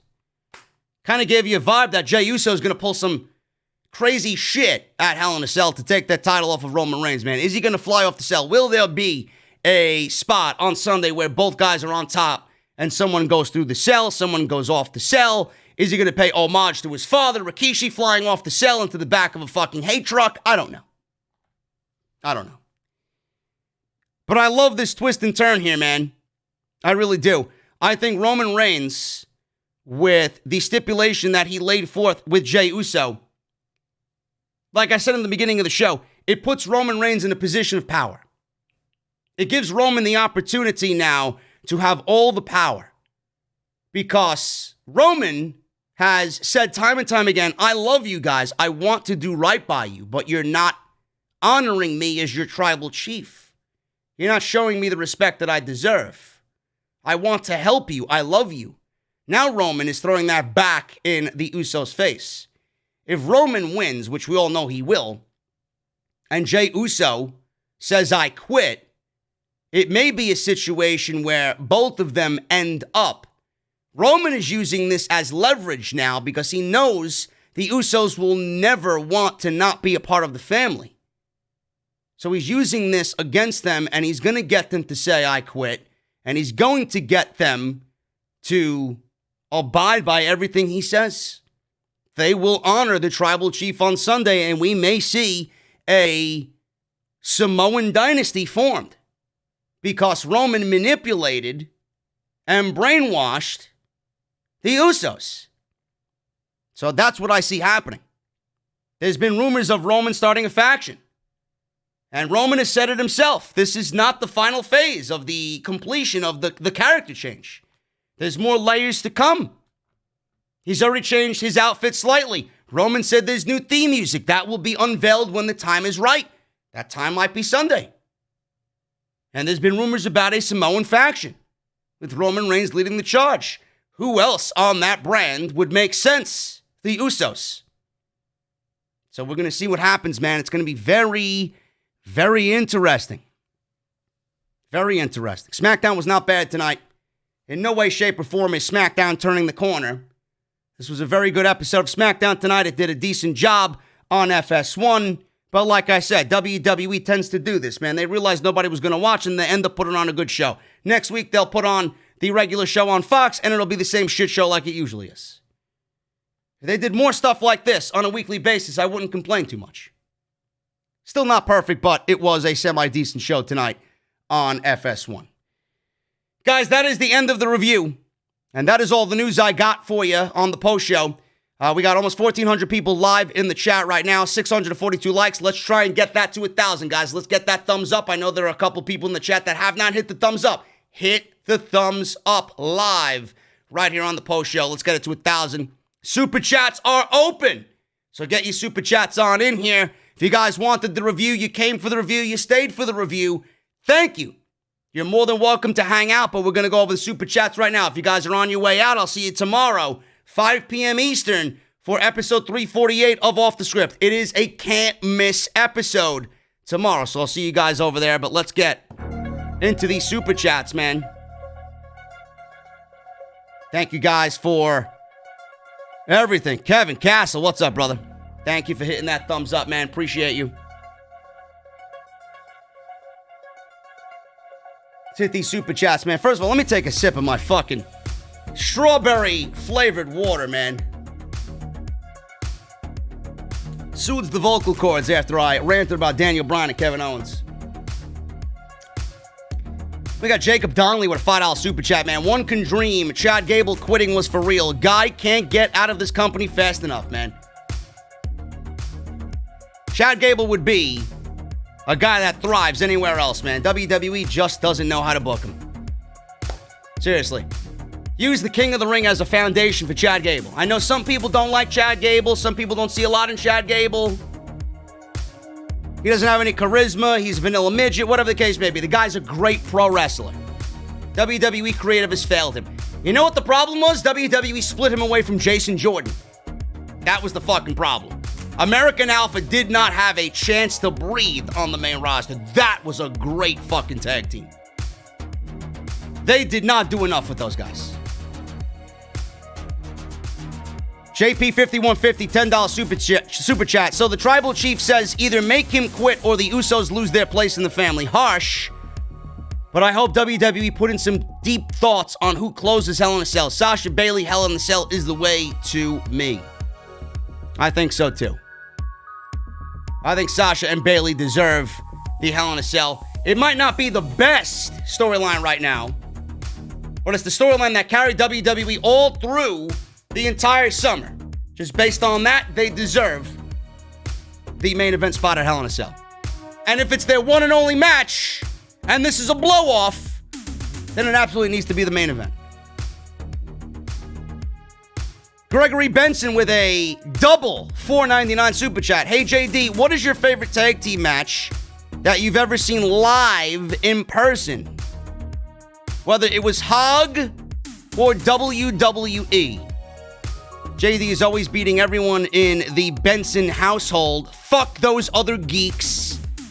JD is God. Thank you so much, brother. My favorite tag team match of all time on WWE television is The Revival versus DIY at TakeOver in Toronto. My favorite match that I've called in House of Glory was Pentagon and Sami Callihan versus LAX. Me and Solid Monster called the action. We loved every fucking minute of it, man. And a consideration for number 2, which is probably his number 1. I would have to ask him when I see him.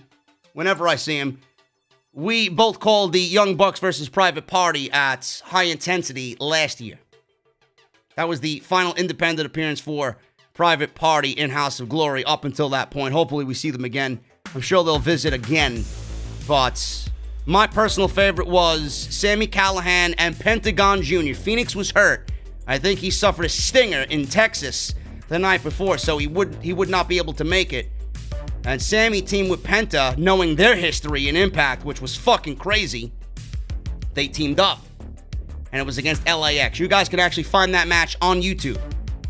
Me, Matthew Ryan Shapiro, and Solid Monster call the action, man. Fucking fantastic. One of the best matches I think I personally called. Loved every minute of it, man. It was fucking crazy. You gotta go and watch it. It's on YouTube. Dr. Glorious Records. A Canadian 501 Super Chat. I wish we are able to get Ember Moon versus Bianca Belair. It may happen, man. Ember's going through a transformation. She looked good on NXT. I'm liking what Ember is doing on NXT, man. Not really a great promo, but she's got the look and she's a great wrestler. Dr. Glorious also adds another $20 Canadian Super Chat. If we get The Rock versus Roman Reigns, do you think The Rock should mention the fact that he helped Roman Reigns by putting him in the Fast and Furious movie? And that's the reason why he's the one helping and feeding the family. I'm sure that'll be brought up. I'm sure that and the fact that Roman was put over by Dwayne in the 2015 Royal Rumble. That's what I think. Everything that Rock has done for Roman in WWE will be brought if that match happens. I don't think it's going to happen, but I think Daniel Bryan and Roman Reigns is the best bet for WrestleMania. That is a quintessential, no doubt about it, WrestleMania main event. I say save Big E for SummerSlam. You got to start thinking about SummerSlam. I'm booking WrestleMania tomorrow on the podcast. It's not too early to think about WrestleMania. We got Survivor Series, that books itself. It's easy to book Survivor Series. You got TLC and that's it. We're not doing Saudi this year. There's legitimately 3 more shows. 1 Sunday and then 2. Survivor Series and TLC. Then we got the Royal Rumble. You got to start thinking about SummerSlam. If WWE follows my roadmap, I might as well tell you now. SummerSlam, to me, Roman versus Big E. Ronda versus Becky. Brock Lesnar versus Bobby Lashley. And Sasha Banks versus Bianca Belair. What do you need? I mean, that's better than any SummerSlam that WWE could come up with. Cool Jags, $4.99. What's up, brother? SmackDown was okay tonight. Love the Sasha and Bayley stuff as usual, but you know the Tribal Chief will be the main event on Sunday. He also adds another $4.99 Super Chat, so thank you for the $10, Cool Jags. Not saying Roman hasn't been amazing, but Sasha and Bayley will be the match of the night regardless of where they're out on the card on Sunday. I absolutely agree.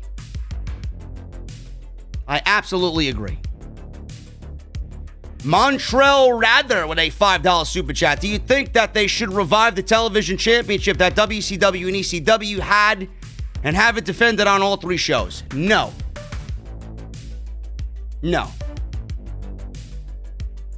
WWE's roster is very thin. It might not look it, but it is because of their lack of building new stars. Adding another championship is only going to add another championship that means nothing. WWE has the United States title and the Intercontinental title. They need all the help that they can get. They need to feel important. Raouf Wildfire with a $4.99 Super Chat. He says, Bianca keeps her music, but Keith Lee don't. Yeah. Bianca Belair has the CFO Money theme song. But Keith Lee changes his theme song. Why? I don't know. Keith Lee came out to his theme song the night he lost the title to Karrion Kross. He debuted on Monday Night Raw on Monday. So why didn't they take his theme song away from him if it was a publishing rights issue to begin with? If he came out with the theme song on Saturday, he should have came out with the theme song on Monday. What's the difference between 48 hours? It's because Vince McMahon wants to break everything down and build it up in his own image. It has nothing to do with a publishing rights issue with CFO Money. Don't believe the bullshit. Shayna Baszler, Bianca Belair, and half the fucking roster, Bobby Roode, they all have CFO Money theme music.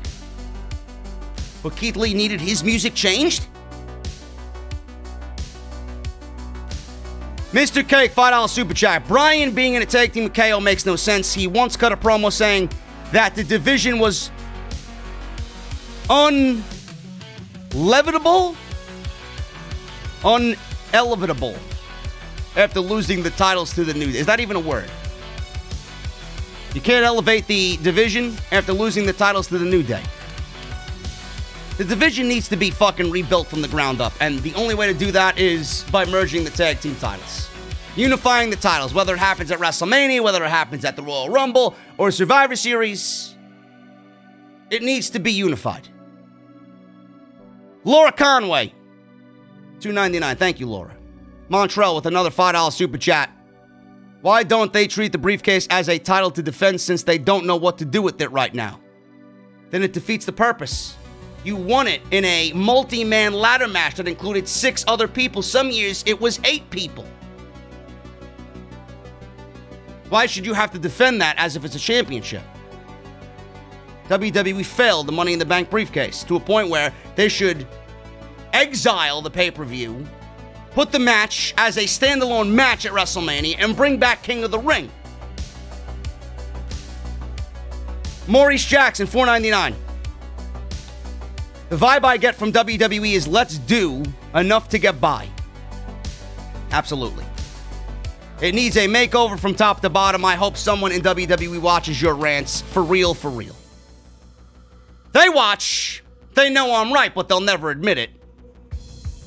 They might think I'm a fucking lunatic, but they know I'm right. Mr. Cake, $2 super chat. I'm glad WWE has given the ball to Sami Zayn again. Me too.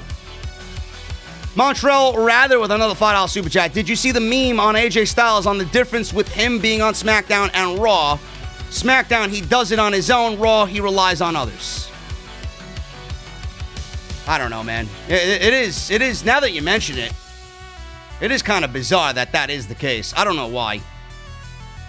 We'll see what happens with Jordan Omogbehin, his new stand-in doorman, his personal doorman.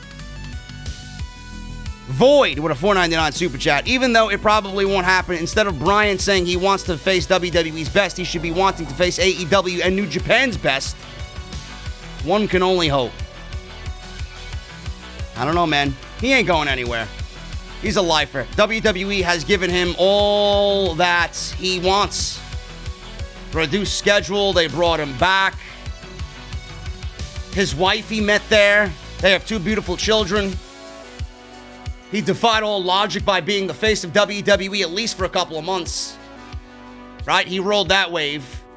If he goes back and abandons WWE, he's going to look like the biggest asshole. I think he knows that. Even though I'd kill to see a Daniel Bryan versus Kenny Omega match. Marcus K with a $1.99. And MJF and Jericho destroyed SmackDown tonight. Listen, I enjoyed the MJF and Jericho segment. I talked about it on the podcast tomorrow. You guys are going to have to watch that.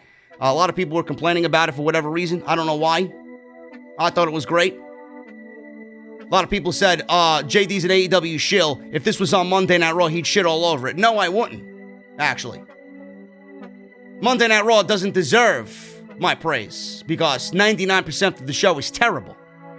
If WWE had a consistent show like AEW does, and that segment aired on Monday Night Raw, I wouldn't shit all over it. I'd actually say the same exact thing I said about it with Jesse on Wednesday night. It worked. I enjoyed it.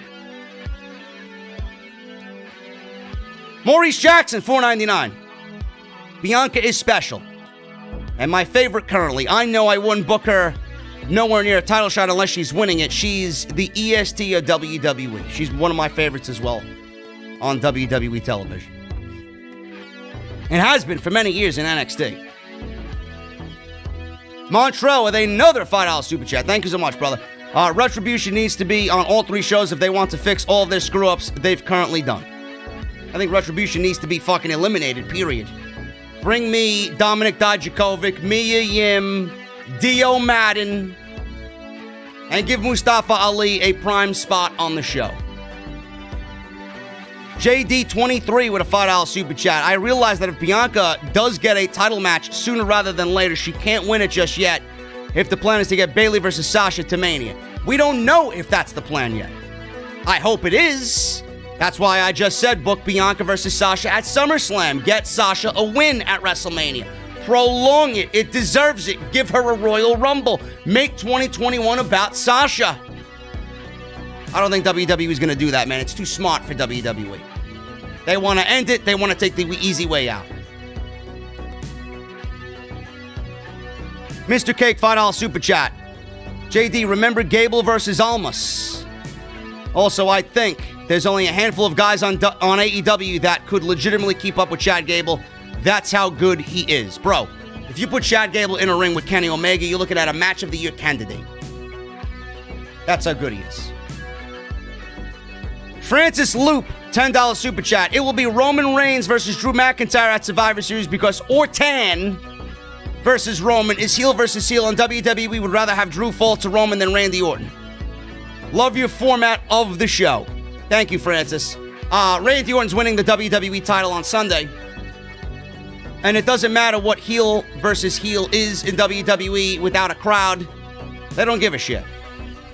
They just picked Braun Strowman versus Keith Lee on Monday Night Raw. They're both babyfaces.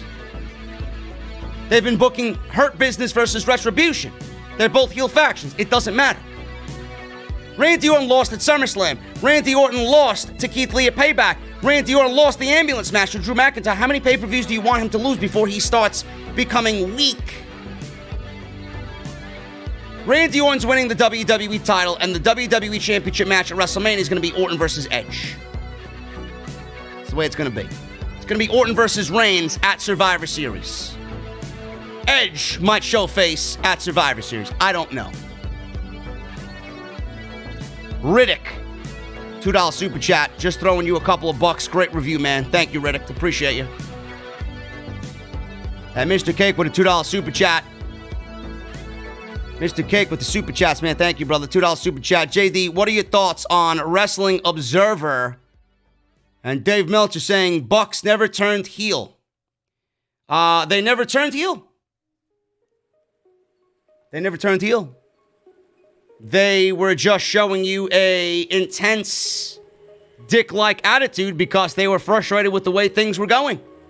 With Paige, with FTR. They were just being angry. And they were being dicks and assholes because the environment called for it. But I think after Wednesday, it's pretty solid that we got babyface Young Bucks and heel FTR. That's pretty much it. Guys, I am getting out of here, man. I appreciate you guys stopping by. Great review as always, man. We got 718 likes in the chat. Let's try and get it to 1,000, man. Everybody now, hit that thumbs up. If you haven't hit that thumbs up, hit the thumbs up. Let's get it to 1,000. Hit that subscribe button down below and turn on that bell for all notifications. Check out all the other videos that you might have missed. Monday Night Raw, AEW Off the Script Extra. And we got OTS episode 348 tomorrow, man. I'm telling you, one of the best shows I recorded all year. Very direct, very real. I map out WWE's plans all the way till SummerSlam and give you a WrestleMania card that could turn this WrestleMania next year in Tampa into one of the best that they've ever produced. Follow me on Twitter at JD from NY206, Twitter and Instagram. Hit that subscribe button down below. Turn on the bell for all notifications. Patreon.com/JD from NY206. audibletrial.com/offthescript. Get your audiobook 30 days free of their service. Mouthmasker.com/OTS. Get your masks. And bonfire.com, the exclusive home of JD's NEGAN and all the off-the-script merchandise that your heart desires, man. I will be back tomorrow at 5 p.m., man. Set your notifications. Off the Script goes live, episode 348. I'll see you guys tomorrow at 5 p.m. You know, man, that guitar solo's coming up. I want to see all those guitar emojis in the chat. I'm going to grab my cold beverage. I'm rolling the windows down. I'm putting the volume on the stereo to max. And I'm driving off into the night. I'll see you guys tomorrow for Off the Script. Thank you so very much for everything, guys. I'll see you tomorrow for OTS episode 348.